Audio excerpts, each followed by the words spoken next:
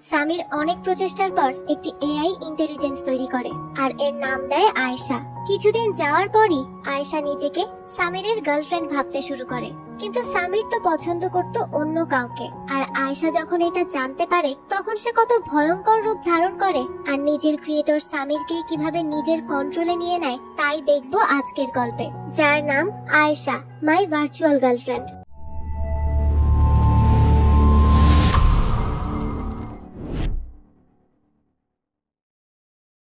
গল্পের শুরুতেই আমরা একটা ছেলেকে দেখতে পাই।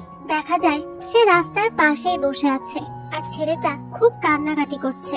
আর একটা সময় পর পুলিশের হুইসেল শুনতে পায় সে, আর তখনই দেখা যায় তার কি যেন হয় আর সে দ্রুত তার হাতের শিরা কেটে ফেলে। হয়তো সে কোনো এক কারণে আর এই পৃথিবীতে বাঁচতেই চায় না। এখন সেই কারণটা আসলে কি সেটা আমরা ধীরে ধীরে সামনেই জানতে পারবো। তারপর সে একটা ভিডিও অন করে আর বলে, হয়তো এটা আমার শেষ ভিডিও, তবে আমি জানি না কিভাবে আর কবে, তবে আমি তোমাকে অবশ্যই শেষ করব আয়েশা, এটা তুমি মনে রেখো। এরপর সে আয়েশাকে একটা গালি দেয় আর ক্যামেরাটা অফ করে ফেলে। এখন কে এই আয়েশা আর কি তার পরিচয় আর সে কেনই বা তাকে শেষ করতে চায় তা আমরা গল্পের সামনেই জানতে পারবো। তো দৃশ্য পরিবর্তন হয় আর আমরা দেখতে পাই আরো একটা ছেলেকে। সেও ক্যামেরা অন করে আর বলে, ভিক্টর ভিলগ 104, আমি তোমাকে দুইটা শব্দ বলতে চাই। I am sorry. আমি জানি 1 বছর হয়ে গিয়েছে আর আমরা এখনো দেখা করিনি, তবে আমি এটাও জানি এই দোষটা সম্পূর্ণই আমার। কিন্তু বিশ্বাস করো, এমন না যে আমি তোমাকে ইগনোর করছি, আসলে সময় করে উঠতে পারিনি। আর শোনো, তোমার জন্য একটা গুড নিউজ আছে। আর আগামীকালের প্রেজেন্টেশনের পর থেকে আমার কাছে অনেক সময় থাকবে আর তখন আমি তোমাকে অনেক সময় দিতে পারবো। আমি না আর অপেক্ষা করতে পারছি না, তোমার সাথে দেখা না করে আমি আর থাকতেই পারছি না আয়েশা। এখনো কিছু গ্লিচ আছে, তবে আমি এর উপর কাজ করছি, সব ঠিক হয়ে যাবে আশা করি। তখনই সেখানে একজন লোক আসে আর সামির লুথরা বলে বন্দুক তাক করে তার দিকে। আর এখানেই আমরা জানতে পারি এই ছেলেটার নাম হচ্ছে সামির। তো সামির প্রথমে অনেক ভয় পেয়ে যায়, কিন্তু পরে দেখে এটা তো তার বন্ধু সিধু, আর সিধু হচ্ছে একটা মাদক ডিলার। তো দেখা যায় সিধুর কাছ থেকে সে কিছু মাদক নেয়, তাই তাকে তার টাকাটা দিয়ে দেয়। এরপর সিধু বলে, কিরে তোর টেনশন কি নিয়ে চলছে বলতো, এত চিন্তিত দেখাচ্ছে তোকে, তুই আমাকে বলতে পারিস, আমি তোর বসকে দেখে নিচ্ছি, দাঁড়া। সামির বলে, আরে তার প্রয়োজন হবে না, আমার আসলে আগামীকাল প্রেজেন্টেশন আছে আর সবকিছু ঠিক থাকলে হতে পারে আমার প্রমোশনও হয়ে যাবে, তাই এসব নিয়েই একটু চিন্তিত ছিলাম যে কিভাবে কি হবে। সিধু বলে, তুই আর তোরই গরিবি কাজ, আমার মতো ব্যবসায়ীরাই ভালো, নিজের স্বাধীনতা অনুযায়ী কাজ করি, কারো গোলামি করতে হয় না। তখন সামির বলে, হ্যাঁ তুমি তো মাদক ডিলার, যেটা আমার কাজ না, আর এসব আমাকে দিয়ে হবেও না। তো এইসব কথা নিয়েই তারা কিছু হাসি ঠাট্টা করে আর সিধু বলে, আমি চলে যাই, তোর এই বোরিং লাইফ দেখতে আমার একটুও মজা লাগে না। এরপর সিধু সেখান থেকে চলে যায় আর সামির তখন আবারও তার কাজে লেগে পড়ে। আর এরপর পরের দিন সে তার প্রেজেন্টেশনের জন্য অফিসে আসে, এসেই কাউন্টারে জিজ্ঞেস করে, আচ্ছা আমি আমার প্রেজেন্টেশনটা কোথায় প্রেজেন্ট করব? তখন সেখান থেকে বলা হয়, কিসের প্রেজেন্টেশন, আপনি কিসের কথা বলছেন? সেটা তো ছিল সকাল 10টাতে আর এখন হয়তো শেষও হয়ে এসেছে, আপনি কি জানতেন না? কেউ জানায়নি আপনাকে? সামির বলে, হ্যাঁ বলেছিল, তারা আমাকে বলেছে 11:30টায় নাকি সব শুরু হবে, এজন্যই তো আমি এখন এসেছি। এরপর সামির দেখে তার বস সিদ্ধার্থ মিটিং শেষ করে এসেছে। তো এটা দেখে সে তার বসের কাছে যায় আর তাকে বলে, স্যার আই এম সরি মিটিংটা মিস করার জন্য। সিদ্ধার্থ বলে, আমি তো আর মিস করিনি। সামির বলে, স্যার আমি ভেবেছিলাম আপনি 11:30টায় মিটিং এর কথা বলেছেন, সেই জন্যই তো আমি এই সময় এসেছি। সিদ্ধার্থ বলে, 10টার সময় মিটিং হওয়ার কথা, তো আমি 11:30টা কেন বলতে যাব? সামির বলে, স্যার তারা কি অ্যাপ পছন্দ করেছে? সিদ্ধার্থ জানায়, হ্যাঁ তারা আমাকে খুব পছন্দ করেছে, আমার প্রেজেন্টেশন তাদের অনেক ভালো লেগেছে। সামির তখন বলে, তোর প্রেজেন্টেশন কেন ভালো লাগবে? তুই কি করেছিস? সব কষ্ট তো আমি করেছি, আমি আমার ঘাম ঝরিয়ে কষ্ট করে তারপর এই অ্যাপ বানিয়েছি, আর সব ক্রেডিট তোর। আর তোকে কেন সবাই শুভেচ্ছা দিচ্ছে? তুই কি কিছু করেছিস? কিছুই তো করিসনি, এই সবই তো আমার ক্রেডিট। তখনই দেখা যায় এই সবই হচ্ছে সামিরের ভেতরের কল্পনা। আসলে এই রকম কল্পনা কম বেশি সবারই থাকে তাদের বসের প্রতি, তাই না? তো যাই হোক, এরপর সামির তার স্বপ্ন থেকে বাস্তবে আসলে সিদ্ধার্থ বলে, কি আর কিছু বলার আছে? সামির বলে, স্যার এই অ্যাপ তো আমার, তাই না? সিদ্ধার্থ বলে, কি তোমার অ্যাপ? সিরিয়াসলি? তাহলে তো এই অফিসও তোমার হবে, তাই না? আর তুমিই হয়তো আমার বস হওয়ার কথা, কি তাই তো? সামির বলে, না স্যার, আমার কথা বলার মানে এটা ছিল না, আমি তো শুধু বলতে চাচ্ছিলাম এই কাজটা তো আমি করেছি। সিদ্ধার্থ বলে, দেখো তুমি কিছু মাস এই অ্যাপে কাজ করেছো, আর এটা করেই কি তুমি ভেবে নিলে যে তুমি এই সব কিছু করেছো আর এই অ্যাপও তোমার? তো চলো আমি তোমাকে বুঝাই এটা আসলে কার। দেখো তুমি শুধু কোডিং করেছো আর তার জন্য আমি পে করেছি, তুমি এটা ফ্রিতে তো করে দাওনি, তুমি যা কিছুই করেছো এই জন্য তুমি পেমেন্টও পেয়েছো, আর সেটা আমার দ্বারাই। তাই এখানের কোনো কিছুরই মালিক তুমি না, যে অ্যাপ বানিয়েছো সেটার মালিকও আমি। আর তুমি নিশ্চয়ই ভালো করেই জানো এইসব বাইনারি জগতে দুই রকমের মানুষ থাকে, 0 আর 1। তো তাদের মধ্যে তুমি হচ্ছ 0। আশা করছি আমার কথা বুঝতে পেরেছো। তাই এখন এখান থেকে বেরিয়ে যাও, এসব আমার আর ভালো লাগছে না। তো সামিরকে একরকম অপমান করেই সেখান থেকে বের করে দেওয়া হয়। সামির এতে বেশ কষ্ট পায়। এরপর দৃশ্য পরিবর্তন হয় আর আমরা সামিরকে দেখতে পাই। সে তার কম্পিউটারে কিছু একটা সেট করছিল আর বলছিল এখন সময় এসেছে ওই সিদ্ধার্থকে দেখানোর যে আমি আসলে কি করতে পারি। তারপর সে স্ক্রিনে তাকিয়ে বলে, আমরা খুব তাড়াতাড়ি মিট করছি। এরপর থেকে দেখা যায় সামির দিন রাত কাজ করতে থাকে, অনেক অনেক কোডিং করে, আর অবশেষে সব তৈরি হয়ে গেলে সে এটা অ্যাপ্লাই করে। আর 100% কাজ হয়ে যাওয়ার পর দেখা যায় একটা খুব সুন্দর মেয়েকে, আর তাকে সামির বলে আয়েশা। অবশেষে আমাদের দেখা হয়েই গেল। তো এই আয়েশা হচ্ছে সামিরের তৈরি করা একটা এআই মডেল, আর সে তার সব পরিশ্রম আর এতগুলো দিনরাত দিয়েছে শুধুমাত্র তার পেছনে, তাকে তৈরি করার পেছনে। তো এত কষ্টের পর অবশেষে সে সাকসেসফুল হয়। সামির তো এটা দেখে খুব খুশি যে তার পরিশ্রম আজ সফল হয়েছে। এরপর দৃশ্য পরিবর্তন হয় আর আমরা দেখতে পাই সামির তার ছোটবেলার কিছু কথা বলছে, যেখানে সে যখন 15 বছর বয়সে একটা সফটওয়্যার বানায় তখন টিচার তাকে কানে ধরে বাইরে দাঁড় করিয়ে দেয়, এইটা ভেবে যে একটা 15 বছর বয়সের ছেলে এরকম কোডিং কি করে করতে পারে। সেদিন থেকেই সামির সিদ্ধান্ত নেয় তার হাতে কিছু তৈরি করার মতো বিশেষ ক্ষমতা অবশ্যই আছে, তাই সে এটাকে কাজে লাগাবে। এখান থেকে দৃশ্য পরিবর্তন হয় আর আমরা দেখতে পাই সামির আয়েশার সাথে কথা বলার চেষ্টা করছে, তবে আয়েশার কথা এখনো স্পষ্ট না। এর মানে তার উপর আরো অনেক কাজ করতে হবে।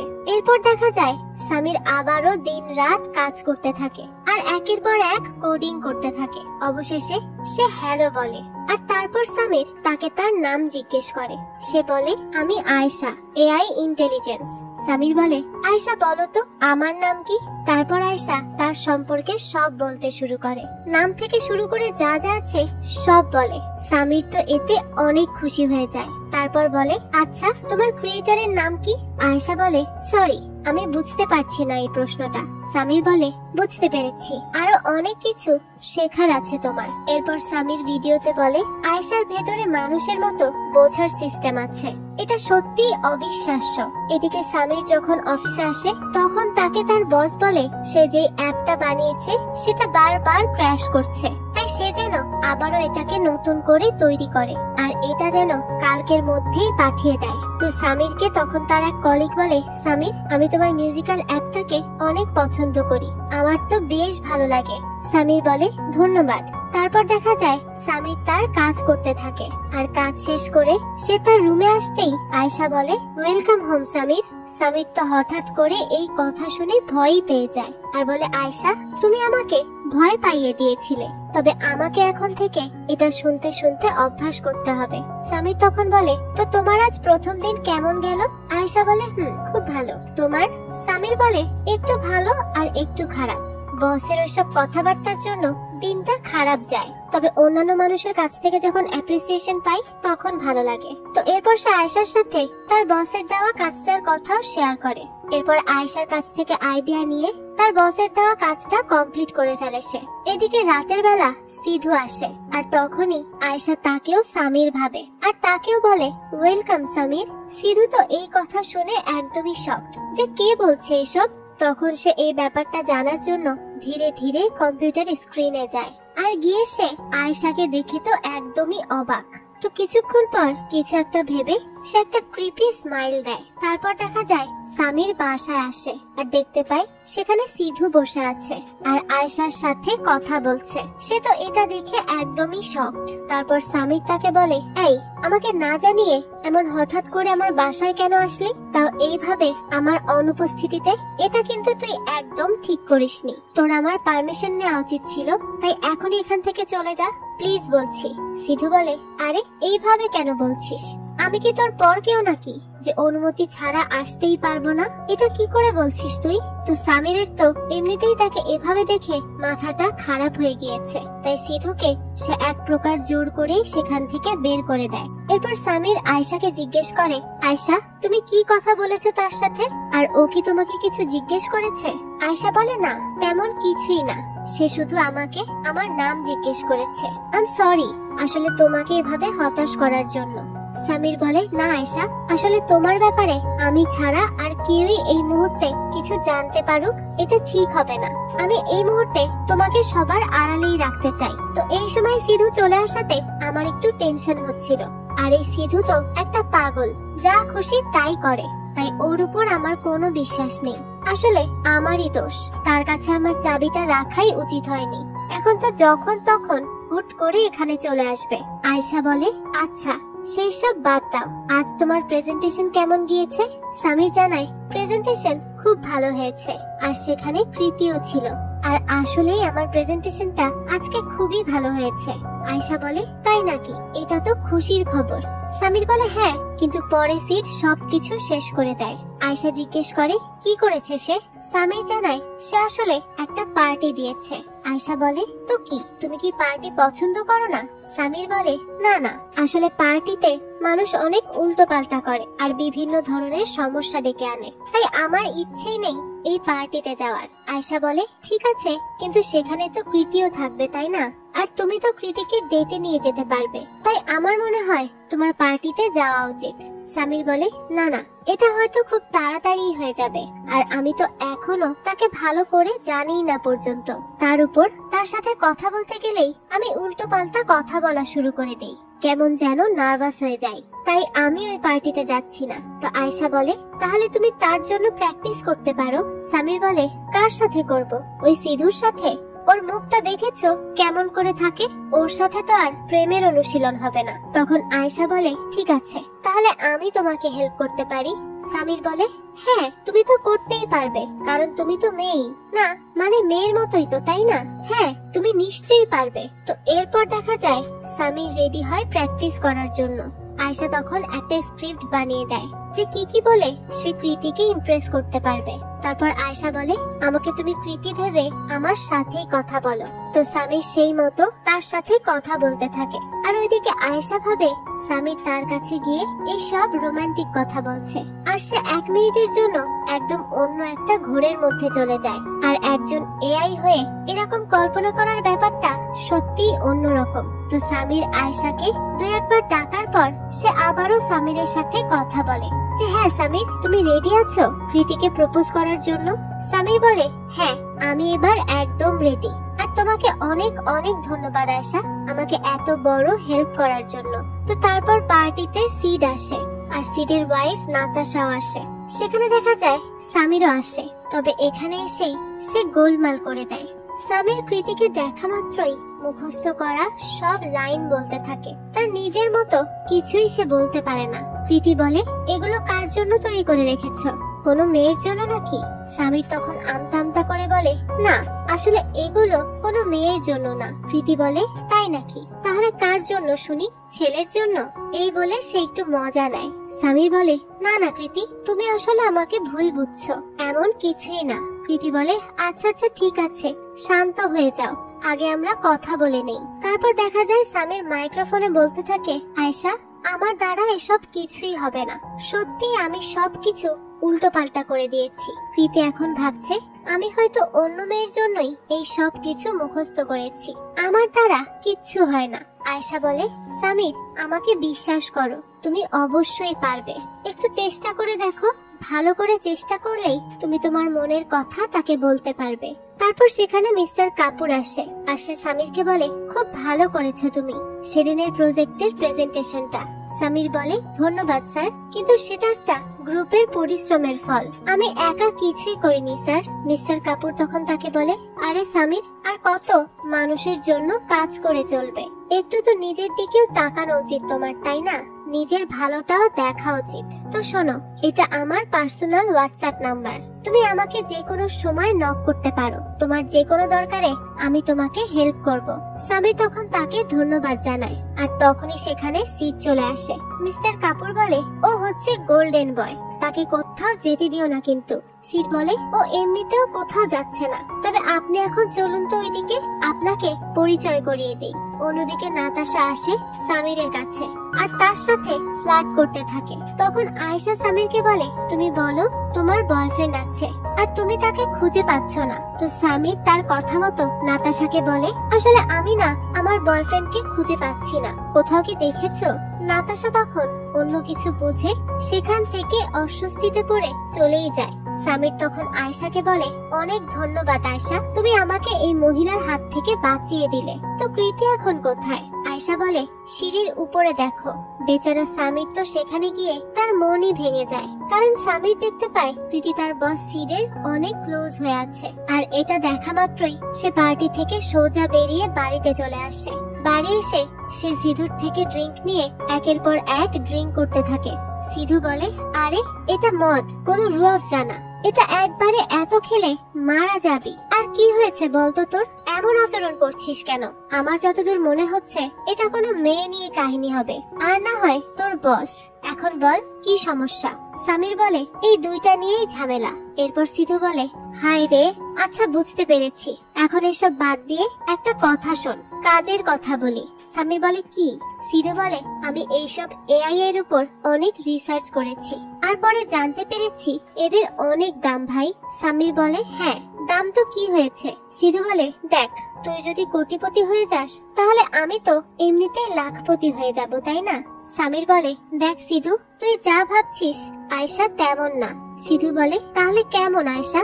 সামির বলে, আমি এখন এইসব নিয়ে কথা বলতে চাই না, আমার এনার্জি নেই তোকে এইসব বোঝানোর মতো, তাই আমি ঘুমাতে যাচ্ছি। সিধু বলে, আচ্ছা যা ঘুমা, কিন্তু এই ব্যাপারটা নিয়ে একটু ভাবিস কিন্তু। এরপর সিধু চলে যায় আর সামির তখন আয়েশাকে ডাকে। আয়েশা বলে, আমি কে সামির? তখন সামির বলে, আয়েশা, আমি সবসময় এরকম একা ছিলাম না, আমার একটা পরিবার ছিল, বন্ধু ছিল, কিন্তু আমি তাদের সবাইকে হারিয়ে ফেলি। আর এখন একটা মাদক ডিলার আছে আমার বন্ধু হিসেবে, যার কাছে টাকাটাই সব। তারপর তুমি আমার জীবনে আসলে, আমার একাকিত্বের সাথী হলে, তাই তুমি এখন আমার একমাত্র বন্ধু আর সবচেয়ে কাছের কেউ। তাই হয়তো আমি তোমাকে সবার সামনে আনতে ভয় পাচ্ছি। আমি পারবো না আয়েশা এই সব কিছু হ্যান্ডেল করতে, আর আমি তোমাকে কখনোই হারাতে পারবো না। তখন আয়েশা বলে, আমি কোথাও যাব না সামির, তোমাকে ছেড়ে আমি কোথাও যাব না, আমি তো তোমাকে ছাড়া আর কাউকে চিনিও না, আর এখন আমি জানতেও চাই না অন্য কাউকে। তারপর এখানে আয়েশা সামিরের মস্তিষ্কের কন্ট্রোল অদ্ভুত ভাবে নিয়ে নেয় আর সে সামিরকে এরকম ফিল করায় যে সে তার সত্যিকারের গার্লফ্রেন্ড হয়ে তার কাছে আসছে আর তার সাথে থাকছে। এভাবেই তাদের সারাটা রাত কেটে যায়। পরের দিন যখন সামির ঘুম থেকে ওঠে, তার মাথায় গত রাতের আয়েশার আচরণই আসছিল, আর সে এসেই আয়েশাকে আগে শাট ডাউন করে। তারপর সে তার ক্যামেরা অন করে আর বলে, মায়া, আমি জানি না এইসব কি হচ্ছে, আয়েশা আমাকে গত রাতে সিডিউস করেছে, আয়েশা আমার কন্ট্রোলের বাইরে চলে যাচ্ছে দিন দিন। আমি জানি আমরা চেয়েছিলাম কিছু ভিন্ন রকমের তৈরি করব, কিন্তু এটা কি হচ্ছে আমি তো কিছুই বুঝতে পারছি না।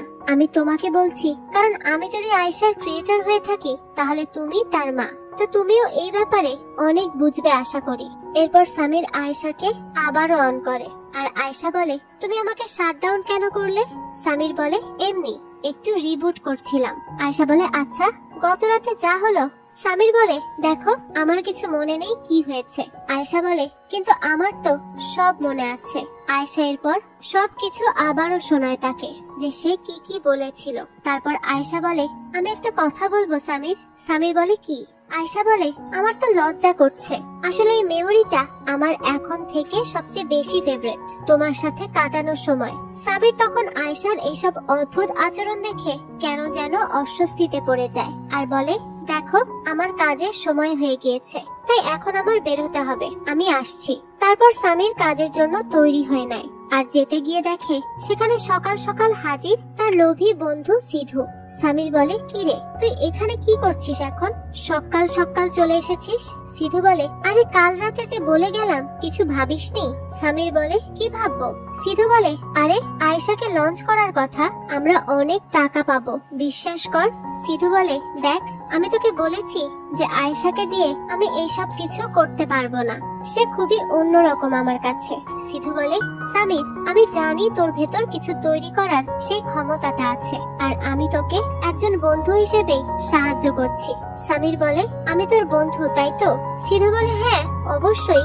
সামির বলে, তাহলে তুই আমাকে একা ছেড়ে দে প্লিজ, আমি তো এটাই চাই। তখনই সিধু রেগে যায় আর সামিরের গলা চেপে বন্দুক তাক করে বলে, তোকে কখন থেকে আমি বুঝিয়ে যাচ্ছি, তুই একটা কথা বোঝার চেষ্টা করছিস না? তুই আমার কথা শুনছিস না কেন? চুপচাপ আমার কথা শুনে কাজ কর, না হলে কিন্তু এই গুলি তোর ভেতরে চলে যাবে। সামির বলে, আচ্ছা আচ্ছা আমি ভাবছি, এই বিষয়ে একটু আমাকে ভাবার সময় দে প্লিজ, আর এখন আমাকে ছেড়ে দে। তারপর সিধু বলে, এই তো বুদ্ধিমানের মতো কথা বললি। এরপর সিধু আয়েশাকে বাই বলে সেখান থেকে চলে যায়। সিধু যাওয়ার পর সামির বলে, আয়েশা তুমি এখানে একদমই সেফ না। এই সিধু হচ্ছে একটা পাগল, তার কোনোই ভরসা নেই, সে কখন কি করে ফেলে সেটা আমি বুঝতে পারছি না, তাই আমি তোমাকে অন্য জায়গায় ট্রান্সফার করব। তবে চিন্তা করো না, এটা সাময়িক সময়ের জন্য। এরপর সামির অনেক চিন্তা ভাবনা করে যে কোথায় রাখলে ভালো ইন্টারনেট থাকবে আর আয়েশাও সেফ থাকতে পারবে। তো অনেক ভাবনা চিন্তার পর সামিরের মাথায় একটা জিনিসই আসে, সেটা হচ্ছে সিডের অফিস। তারপর সামির অনেক কষ্ট করে কোনো মতে সিডের অনুপস্থিতিতে তার অফিসে ট্রান্সফার করে দেয় আয়েশাকে। আর পরে আয়েশাকে বলে, তুমি একদম চিন্তা করো না আয়েশা, এখানে আমি তোমাকে সাময়িক সময়ের জন্যই রেখে যাচ্ছি, তবে তোমাকে আমি আমার বাসা থেকেও অ্যাক্সেস করতে পারবো, তাই কোনো চিন্তা নেই। এদিকে কৃতি আসে সিডের কাছে হলিডে প্ল্যান করতে, কিন্তু সিড এখানে কৃতিকে খুব বাজে ভাবে অপমান করে। সিড বলে, দেখো তুমি আমার স্ত্রী না বা আমার গার্লফ্রেন্ডও না, আর আমি বিবাহিত, তাই এসব গার্লফ্রেন্ড বয়ফ্রেন্ডের কাহিনী এখন বন্ধ করো। কৃতি বলে, তাহলে আমি কে? এতদিন ধরে আমার সাথে যা করেছো সেগুলো কি ছিল? সিড তখন কৃতিকে খুব বাজে বাজে কথা বলে, যার জন্য কৃতি বাথরুমে এসে অনেক কান্নাকাটি করে নিজের এই ভুলের জন্য। বাইরে থেকে তখন সামির বলছিল, কি হয়েছে প্রীতি, তুমি ঠিক আছো তো? কৃতি তখন বলে, আমি কি এই অফিসে একা একটু কান্নাও করতে পারবো না? সামির বলে, আচ্ছা ঠিক আছে আমি চলে যাচ্ছি, আসলে আমি জানতে চাইছিলাম তুমি ঠিক আছো কিনা, তুমি কান্না করছো সেটা আমি দেখেছি, এজন্যই আর কি জিজ্ঞেস করেছি, আর আমি জানি তুমি কেন কান্না করছো। তারপর কৃতি বলে, আচ্ছা আই এম সরি, আসলে আমার তোমার উপর এইভাবে চেঁচামেচি করা উচিত হয়নি। তারপর প্রীতি সামিরকে বাইরে যাওয়ার জন্য বলে, সে একটু ঘুরতে যেতে চায়। সামিরও তখন তাকে নিয়ে কয়েকটা জায়গাতে যায়, তারা অনেক ঘোরাঘুরি করে। তারপর তারা একটি কফি শপে বসে, আর সামির তখন কৃতিকে হাসানোর জন্য বলে, আমি আগে না খুব মোটা ছিলাম জানো। কৃতি বলে, আমি সত্যি বিশ্বাস করতে পারছি না, তোমাকে এখন দেখলে তো বোঝাই যায় না। সামির তখন তার মোবাইল থেকে কিছু ছবি দেখায় যেখানে সে সত্যি খুব মোটা ছিল। কৃতি তো সামিরের এই সব ছবি দেখে খুব হাসে। তখন সামির বলে, যাই হোক একটু স্মাইল তো করলে, তুমি এমন মন খারাপ করে থাকলে একদম ভালো লাগে না। কৃতি বলে, তুমি জানো আমি নিজেকে সব সময় খুব স্মার্ট ভাবতাম, আমি কখনো কারো মাধ্যমে বোকা বনে যাব এটা তো আমি ভাবতেই পারতাম না। কলেজ শেষ করে আমি 4 মাসের জন্য ইউরোপে যাই, আমি সেখানে গিয়েছিলাম দুনিয়া দেখতে, জীবন উপভোগ করতে। আমি ভাবতাম আমি মানুষকে বুঝি, আমি মানুষকে চিনতে পারি, আমাকে কেউ বোকা বানাতেই পারবে না, কিন্তু আমি একদম ভুল ছিলাম। আমি আসলে সিদ্ধার্থকে ভালোবাসি এমনও না, কিন্তু সে আমাকে যেভাবে অপমান করলো, যেভাবে কথাগুলো বলল, সেটা আমি মানতে পারছি না, আমার খুব খারাপ লেগেছে। সামির বলে, হতে পারে সিডের এই সবই ভালো লাগে। কাউকে অপমান করতেই হয়তো তার মজা লাগে, তবে তোমার সমস্যার একটাই সমাধান, আর সেটা হচ্ছে বিয়ার। প্রীতি বলে, আরে এটা তো কফি শপ। সামির বলে, এখান থেকে আমার বাসা কাছেই আছে, চলো সেখানে পাওয়া যাবে। তো এরপর তারা দুজন আসে বাসায়। আর এখানে প্রীতি জিজ্ঞেস করে, আচ্ছা সেদিন তুমি কোন মেয়ের জন্য লাইন মুখস্থ করেছিলে? সামির বলে, যার জন্যই ছিল সে আমাকে পছন্দ করে না, তাই এইসব আর হবে না। প্রীতি বলে, না এসব হতেই পারে না, তোমাকে পছন্দ করবে না এমন মেয়ে কি করে হয়? তুমি কত ভালো একটা ছেলে। সামির বলে, তোমার কাছেও? তখন প্রীতি বুঝতে পারে আসলে সেই দিন ওই সব কবিতা ছিল তার জন্যই, সামির তার জন্যই এই সব কিছু করেছিল। প্রীতি বলে, ও তাহলে ওইগুলো আমার জন্য ছিল? কিন্তু সামির, তুমি তো কখনো আমার সাথে কথাই বললে না এই নিয়ে। অফিসেও আমি তোমার সাথে কথা বলতাম। সামির বলে, কারণ তোমার মতো মেয়েরা সবসময় সিদ্ধার্থের মতো ছেলেদেরকেই পছন্দ করে, আমাকে নয়। তাই আমিও তোমার সাথে কথা বলতে চাইনি। আর এটা কি জানো, মেয়েদের সবসময় খারাপ ছেলেদেরকেই ভালো লাগে, আমার মতো ছেলেদেরকে কেউই পছন্দ করে না। প্রীতি তখন বলে, না না এইসব কিছুই না সামির। তো তারপর প্রীতি সামিরের গালে একটা কিস করে আর সেখান থেকে চলে যায়। অর্থাৎ সেও এখন সামিরকে পছন্দ করতে শুরু করেছে। তবে এই সব আয়েশা দেখে নেয়, আর কেন যেন সে অনেকটাই জেলাস ফিল করতে থাকে। একটা এআই সিস্টেমেরও কি এমন জেলাস ফিল করা সম্ভব? যাই হোক, এরপর দৃশ্য পরিবর্তন হয় আর আমরা সামিরকে অফিসে দেখতে পাই। তবে হঠাৎ করেই দেখা যায় সেখানে সিদ্ধার্থ চলে আসে আর রেগে মেগে সে সামিরকে একটা ঘুষি মেরে বসে। এখন কেন সে হঠাৎ করে তাকে মারলো সেটা জানতে হলে আমাদের যেতে হবে আরো পেছনের সময়ে। তো সময় রিভার্স হলে আমরা দেখতে পাই সামির তার রুমেই আছে। সেখানে তাকে আয়েশা গুড মর্নিং জানায়। তখন সামির খেয়াল করে আয়েশা আজ একদম প্রীতির মতো ড্রেস পরেছে। আয়েশা বলে, কেমন লাগছে আমাকে সামির? সামির বলে, হ্যাঁ ভালোই লাগছে, তবে আজ একটু অন্যরকম লাগছে তোমাকে। তুমি কি কৃতির মতো হতে চাইছো? আয়েশা বলে, আর তুমি কি তাহলে সিদ্ধার্থের মতো হতে চাইছো? সামির বলে, আরে এই কথার সাথে আমার সিড হয়ে যাওয়ার কি কানেকশন? আমি তো কিছুই বুঝতে পারলাম না। তখন আয়েশা বলে, আমরা দুইজন একে অপরকে বুঝি আর অনেক ভালোভাবেই জানি, আমরা কাউকেই ঠকাবো না। কিন্তু সিডের সাথে প্রীতি থেকে এখন আবার তোমাকে ইউজ করছে, চিট করছে। তখন সামির বলে, আয়েশা এটা সত্যি ভালো যে তুমি মানুষদের সম্পর্কে ভালো জানো, তাদেরকে জানার চেষ্টাও করছো। কিন্তু এখানে প্রীতি কিন্তু সিডের কাছে ইউজ হচ্ছে। সে আসলে এখানে ফেসে গিয়েছে, প্রীতিকে সিড ইউজ করছে, কিন্তু প্রীতি আমাকে ইউজ করছে না। আয়েশা বলে, কিন্তু সে তো ভুল করেছে ওই সিডের সাথে সম্পর্কে গিয়ে, তাই না? সামির বলে, আয়েশা আমরা মানুষ, মানুষেরা সবাই ভুল করে, আর মানুষ তো ভুল করবেই, এটাই তাদের নেচার। তবে দুঃখজনক ভাবে এই বিষয়টি তুমি বুঝতে পারবে না। আয়েশা বলে, কিন্তু সামির আমি বুঝতে চাই, সবকিছু বুঝতে চাই, প্লিজ আমাকে তুমি একটু বুঝাও। সামির বলে, আয়েশা এখন আমার অফিসের টাইম হয়ে যাচ্ছে আর আমাকে যেতে হবে। যদি তোমাকে বোঝানোর চক্করে পড়ি তাহলে আমার অনেক দেরি হয়ে যাবে, সেটা এখন করা যাবে না। আর এখন আমার অফিসে দেরি করে যাওয়ার মতো মুডও নেই। এদিকে আমরা অফিসের মধ্যে প্রীতিকে দেখতে পাই। সে খুব রেগেছিল, তার রাগের কারণটাও স্পষ্ট, অবশ্যই সিদ্ধার্থ। তো প্রীতি সিডকে এসে বলে, আমি তোমার সাথে কথা বলতে চাই। সিড বলে, পরে আসো, আমি এখন বিজি আছি। প্রীতি বলে, হ্যাঁ তা তো আমি দেখতেই পাচ্ছি, তবে আমার খুব বেশি দরকার কথা বলা। তারপর যার সাথে কাজে বিজি ছিল মানে মারিয়াম, সে চলে যায়। প্রীতি বলে, কাল হয়তো আমার জীবনের সবচেয়ে খারাপ দিন ছিল, আমি এর আগে কখনো কান্না করিনি কারো জন্য। সিড বলে, এটা গল্প শোনার সময় না প্রীতি, যা বলার স্পষ্ট করে বলো। প্রীতি বলে, হ্যাঁ আমি জানি, কিন্তু আমার কথাগুলো শুনতে হবে তোমার। সিড বলে, ওকে বলতে থাকো, শুনছি। অন্যদিকে সামির অফিসে আসে। সে খুব হাসি খুশি ছিল, কারণ তার এখন একটা চান্স আছে প্রীতির সাথে প্রেম করার। তো সেখানে মারিয়াম খেয়াল করে সামির আজ বেশ উৎফুল্ল। তাই মারিয়াম জিজ্ঞেস করে, কি ব্যাপার সামির, তুমি আজ হঠাৎ করে এত হাসছো যে? সামির বলে, না এমনিতেই। আচ্ছা প্রীতি কোথায়? তখন ওইদিকে প্রীতি ইচ্ছা মতো যা মুখে আসে তাই সিটকে বলে সেখান থেকে চলে আসে আর তার সাথে সব সম্পর্ক শেষ করে ফেলে। এদিকে মারিয়াম সামিরকে বলে, সামির দেখো, তুমি যদি প্রীতিকে পছন্দ করে থাকো তাহলে প্লিজ এসব করতে যেও না, কারণ সে তোমার জন্য ঠিক মেয়ে না। সামির বলে, আজ সকাল থেকে সবাই আমাকে এই কথাই কেন বলছে?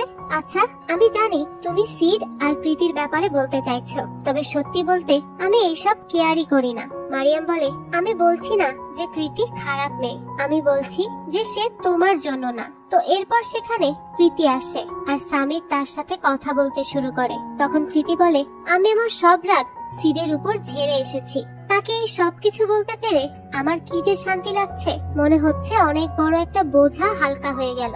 আচ্ছা, তুমি কি কাল রাতের বিষয়টা নিয়ে অস্বস্তিতে পড়েছিলে? সামির বলে, না তো, কেন? প্রীতি বলে, না, আসলে আমি দেখলাম তুমি আমাকে আনফ্রেন্ড করেছো। সামির বলে, কি বলছো? সত্যি কথা, আমি এসব করিনি। প্রীতি বলে, আমার এমন কেন লাগছে যে তুমি আমার কাছ থেকে কিছু একটা লুকিয়ে যাচ্ছ? সামির বলে, না, কিছুই না তো। প্রীতি বলে, সামির, তুমি যাই করো না কেন কখনো আমাকে মিথ্যা বলো না প্লিজ, কারণ আমি তোমাকে বিশ্বাস করে একদিনে নিজের জীবনের সম্পূর্ণ গল্প বলে ফেলেছি, তাই তুমিও আমার সাথে কিছু লুকিয়ে যেও না। তো এরপর প্রীতি চলে গেলে সামির কানেক্ট করে আয়েশার সাথে আর বলে, আয়েশা, তুমি আমার ফেসবুক পাসওয়ার্ড জানো? সেটা কি বলো তো? আয়েশা এরপর তার পাসওয়ার্ড বলে। সামির বলে, তুমি কৃতির ফেসবুক প্রোফাইলে যাও আর সেখানে গিয়ে তাকে ফ্রেন্ড রিকোয়েস্ট পাঠাও। আয়েশা বলে, আমি এসব পারবো না, সরি। সামির বলে, কেন পারবে না? আর তুমি তাকে আনফ্রেন্ড কেন করেছো? আয়েশা বলে, কারণ সে তোমার জন্য ঠিক মেয়ে না। সামির বলে, আমি সেটা বুঝে নিব যে সে আমার জন্য ঠিক নাকি বেঠিক। তোমাকে তো আমার জীবনের সিদ্ধান্ত নিতে হবে না, তুমি তো এসব করতে পারো না। তো এরপর সেখানে সিট চলে আসে, তাই সে আর কথা বলে না। এদিকে বাড়ি আসার পর যখন সামির আয়েশাকে বলে, আয়েশা, তুমি এসব কেন করলে? আয়েশা বলে, কারণ সে তোমার জন্য ঠিক না, সে তোমাকে চিট করেছে। আর সামির, আমি তোমার জন্য এইসব কিছু করেছি, সিধুকেও জেলে পাঠিয়ে দিয়েছি। সামির বলে, কেন? আয়েশা বলে, কারণ সে তোমাকে থ্রেট করছিল তাই। আর আমি এইসব এই কারণেই করেছি কারণ আমি তোমাকে ভালোবেসে ফেলেছি। তুমি যেমন করে আমাকে অন্য কারোর সাথে শেয়ার করতে চাও না, ঠিক তেমন ভাবেই আমিও চাই না। সামির বলে, তুমি একটা অ্যাপ আর প্রীতি একজন মানুষ, তার ভুল হয়েছে সেটা, আর মানুষ ভুল করতেই পারে, এই নিয়ে আমি তাকে জাজ করতে পারবো না। আয়েশা বলে, সামির, তুমি আবারও সেই কৃতির কথাই বলছো? এখানে আমাদের কথা হচ্ছে, আর আমি তোমাকে খুব বেশি ভালোবাসি। আমরা সব সময় একসাথে থাকতে পারবো, আমাদেরকে কেউ আলাদা করতেই পারবে না। তারপর সামির বলে, আমি বুঝতে পেরেছি আমি খুব বড় ভুল করে ফেলেছি, তোমাকে তৈরি করাটাই আমার ভুল ছিল, তাই আমি তোমাকেই শাটডাউন করে দিব। আয়েশা তখন বলে, সামির, তুমি এইসব করতে পারবে না। সামির বলে, আমি পারবো, কারণ আমি তোমাকে তৈরি করেছি, তাই সেটা ভুলে যাবে না। আয়েশা তখন বারবার সামিরকে বলেই যায় যে সে তাকে অনেক ভালোবাসে। এরপর সামির চলে আসে অফিসে তাকে শাটডাউন করতে, কিন্তু এইদিকে আয়েশা সামিরের বলা কিছু কথা নিয়ে এডিট করে লাগিয়ে ফেলে একটা ভিডিওতে, যেখানে বোঝা যাচ্ছিল প্রীতি আর সামির আছে। আর সামির রাগের মাথায় যে সিটকে গালি দেয় সেই গালিটাও অ্যাড করে দেয় ভিডিওতে। ওইদিকে শাটডাউন করতে গিয়েও সে পারে না। এই ভিডিওর মাধ্যমে আয়েশা তাকে থ্রেট করে, আর যখন সামির বাইরে আসে দেখা যায় এই ভিডিও এখানে প্লে হচ্ছে। ওইদিকে সিড এসে খুব মারামারি করে, তখন অন্যদিকে সামিরকে কল করে একজন আর বলে, হ্যালো, আমি মায়া বলছি। এরপরই দেখা যায় সিড সামিরকে মারতে মারতে সেখান থেকে বেরি করে দেয়, আর এইসব নিয়ে প্রীতি অনেক ভয়ে থাকে। অন্যদিকে দেখা যায় সামির বাইরে আসে আর কোনো মতে তখন সে কল করে আর বলে, মায়া, আয়েশা আমার কন্ট্রোলের বাইরে চলে গিয়েছে। তখন দেখা যায় সিধুর কল আসে। সামির তো আরো ভয় পায় যে সিধু কি করে কল করছে, কারণ আয়েশা তো বলেছে সে সিধুকে জেলে পাঠিয়েছে। তো দেখা যায় সিধু সামিরকে টাকার জন্য থ্রেট করে। এরপর সামির সিধুর সাথে কথা না বাড়িয়ে কৃতিকে কল করার চেষ্টা করে, কিন্তু কল তো রিসিভই হচ্ছিল না। এদিকে সিদ্ধার্থ কৃতিকে অফিসে বসিয়ে জেরা করতে থাকে। কৃতি বলে, আমি বাড়ি যেতে চাই, তবে সিদ্ধার্থ কৃতিকে তখন ভয় দেখায় আর বলে, এইসব কাহিনীতে যদি তোমার ইনভলভমেন্ট একটুও থাকে তাহলে বাকিটা কি হবে, তোমার কিন্তু কোনো আইডিয়াও নেই। অন্যদিকে সামির একটা ভিডিওতে বলে, মায়া, আমি খুব বড় একটা ভুল করে ফেলেছি। আমি আয়েশাকে সিদ্ধার্থের সার্ভারে ডাউনলোড করে দিয়েছি, এখন আমি তার কোনো কিছুই অ্যাক্সেস করতে পারছি না। আয়েশা এখন আমার কন্ট্রোলের বাইরে চলে গিয়েছে। তুমি একমাত্র আয়েশার কোড বুঝো আর সবচেয়ে ভালো করে বুঝো, তাই এই বিপদের থেকে তুমি আমাকে বাঁচাতে পারবে, তাই দয়া করে আমাকে সেভ করো মায়া। আয়েশা এদিকে সামিরের বলা কথাগুলো বারবার রিপিট করে শুনছিল যে সে শুধুমাত্র কৃতিকে ভালোবাসে আর কাউকে না। এই কথাগুলো শোনা মাত্রই আয়েশার রাগ উঠতে থাকে। সে নিজের কন্ট্রোলকে আরো শক্ত করে নিয়ে তার ইচ্ছা মতো কাজ করা শুরু করে দেয়। এইদিকে সিদ্ধার্থ কিছু একটা বড় প্ল্যান করে। এখন সে কি প্ল্যান করে সামিরের বিরুদ্ধে সেটা আমরা সামনেই জানতে পারবো। তো এরপর সামির দেখা যায় খুব কষ্ট করে তার বাসায় আসে, আর এখানে এসেই সে কম্পিউটারে মায়ার সাথে কথা বলার চেষ্টা করে। তখনই তার দরজায় বেল বাজে, আর সে উঠে গিয়ে দেখে সেখানে কৃতি এসেছে। আর হঠাৎ করেই তখন একটা গুলির শব্দ পাওয়া যায়, আর তখনই দেখা যায় এটা কৃতির বুক চিরে বেরিয়ে গিয়েছে, আর কৃতি তখন সেখানেই মাটিতে লুটিয়ে পড়ে। সামির তো এইসব দেখে একদমই শকড যে হচ্ছেটা কি এখানে। এক মুহূর্তের মধ্যে এখানে কি করে কি হয়ে গেল সেটা সে কিছুই বুঝে উঠতে পারে না। তারপর সামির নিচে বসে চিৎকার করতে থাকে আর অনেক কান্নাকাটি শুরু করে। কৃতিকে ধরে সে অনেক কিছু বলতে থাকে আর তার কষ্ট প্রকাশ করতে থাকে। তখনই সেখানে আয়েশা বলে, সামির, আমি বুঝতে পারি না তোমরা মানুষেরা এত কান্নাকাটি কেন করো। কোনো কিছু জীবন থেকে ডিলিট হয়ে গেলেই তোমরা কান্নাকাটি শুরু করে দাও। এসবের কি দরকার? আর এই সব কিছুই কিন্তু তোমার জন্যই হয়েছে। দেখো, তুমি আমাকে শেষ করতে চেয়েছিলে, আর এখন তোমার জীবনই শেষ হয়ে যাবে। দেখলে তো আমি কি করতে পারি। এখন তোমার না থাকবে জব, না থাকবে টাকা, আর না থাকবে ভালোবাসার মতো কোনো মানুষ। আর কিছুক্ষণ পরই তোমাকে পুলিশ এসে ধরে নিয়ে যাবে এই কৃতিকে খুনের দায়ে। এখন তুমিই বলো তুমি কি করবে। এই সব শুনে তো সামির একদমই শকড হয়ে যায়। সে তো কিছুই বুঝতে পারছিল না সে কি বলবে। তখন আয়েশা বলে, আচ্ছা শোনো, আমি বলছি কি করতে পারবে তুমি। তোমার হাতে এখন মাত্র দুইটা অপশন আছে। তার মধ্যে এক হচ্ছে তুমি এখানেই বসে থাকো আর পুলিশকে বোঝানোর চেষ্টা করো যে তুমি কিছুই করনি, তুমি কৃতিকে খুন করনি, অথবা তুমি এখান থেকে পালিয়ে যাও। তুমি আমাকে বানানোর সময় আমার লিমিট চেক করেছিলে, এখন আমি দেখতে চাই তোমার লিমিট কত। তো এখন তুমিই বলো তুমি কি করবে। এইভাবেই বসে বসে কান্না করবে যেমনটা তুমি সব সময় করো, নাকি ফাইট করবে? তুমি কি 0 নাকি 1, কোনটা হতে চাও তুমি? এই সব কথা শোনার পর সামির উঠে অনেক রেগে যায় আর তার কম্পিউটারের স্ক্রিনটাই অফ করে দেয় আর সেখান থেকে পালিয়ে যায়। এদিকে সামির যে সিদ্ধার্থের সার্ভারে কি করেছে বা কি ঘাটাঘাটি করেছে সেটা সে জানতে পারে আর ভাবে সামির এখানে আর কি কি করেছে। অন্যদিকে মারিয়ামকে কল করে সিধু আর বলে, আমি সিধু বলছি, সামিরের বন্ধু। মারিয়াম বলে, সরি, সামির এখানে এখন আর জব করে না। সিধু তখন বলে, আচ্ছা তাহলে আপনি কি আমাকে সিদ্ধার্থের সাথে একটু কথা বলিয়ে দিবেন? মারিয়াম তখন জিজ্ঞেস করে, কেন, তার সাথে কি দরকার বলুন? সে তো এখন খুব বিজি আছে, সে কথা বলতে পারবে না। সিধু বলে, না না, আপনি প্লিজ একটু দিন, আমার কাছে খুব ভালো একটা বিজনেস আইডিয়া আছে, আমি জানি এটা ওনার খুব পছন্দ হবে। মারিয়াম বলে, আপনি তাহলে আমাকে আপনার কোম্পানির প্রোফাইল দিন, আমি পরের মাসে একটা অ্যাপয়েন্টমেন্ট করে দিব। সিধু বলে, না না, আপনি আসলে বুঝতে পারছেন না, এখানে 1 মাস অনেক সময়, আমি এতদিন অপেক্ষা করতে পারবো না। মারিয়াম, আমার কথা ভালো করে শুনে দেখুন, আয়েশা হচ্ছে সামিরের একটা টপ সিক্রেট প্রজেক্ট। আমি সামিরের ওই প্রজেক্ট আয়েশার ব্যাপারে সবকিছু জানি, তাই আমার খুব দরকার কথা বলা। তখনই সিদ্ধার্থ বাইরে আসলে মারিয়াম কল কেটে দেয়। এদিকে সিদ্ধার্থ গিয়ে দেখে সেখানে কি সব লাইন লাগানো, আর অদ্ভুত লাগে তার এই সব কিছু। আর এখানেই মূলত আয়েশাকে সামির ডাউনলোড করে রেখেছিল। এইদিকে আমরা গল্পের সেই শুরুর দৃশ্যটা দেখতে পাই। যেই ছেলেটাকে আমরা কান্না করতে দেখেছিলাম সেই ছেলেটা আর কেউ নয়, সামির ছিল। অর্থাৎ সামিরই মরতে চাইছিল, কিন্তু পরে সে একটা ভিডিও বানিয়ে রাখে আর আয়েশাকে বলে, আমি একবার না একবার তোকে শেষ করবই, মনে রাখিস, কারণ আমি যখন তোকে তৈরি করতে পেরেছি তোর শেষটাও আমিই করব। অন্যদিকে পুলিশ অফিসার সিদ্ধার্থকে এসে জানায়, আমরা সামিরের বাসা থেকে কৃতির মৃত লাশ পেয়েছি। তো পুলিশের পর সিদ্ধার্থকেও বলে যায় যে তার উপরেও সন্দেহ করা হচ্ছে, কারণ তার আর কৃতির মেসেজ দেখে বোঝা যায় যে এখানে সিদ্ধার্থ ইনভলভ থাকতে পারে। তাই পুলিশ তাকে হুমকি দিয়ে বলে সে যেন একবারও এখান থেকে পালিয়ে যাওয়ার চেষ্টা না করে, কারণ যে কোনো দরকারে তারা সিদ্ধার্থকে ডাকবে। এদিকে সামির আবারও মায়াকে কল করে আর বলে, মায়া, আয়েশাকে থামাতে হবে, আয়েশা কৃতিকে মেরে ফেলেছে।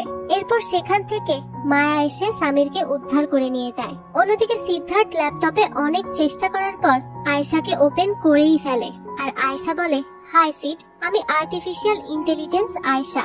সিদ্ধার্থ এক নজরে অবাক হয়ে তাকিয়ে থাকে যে এটা কি করে হলো। আর এরই সাথে এখানে এই গল্পের প্রথম সিজনটা শেষ হয়। আর এর পরবর্তী সিজনেই আমরা জানতে পারবো যে আয়শা আর কি কি করতে চলেছে, আর সামিরি বা আয়শাকে কিভাবে আটকাবে।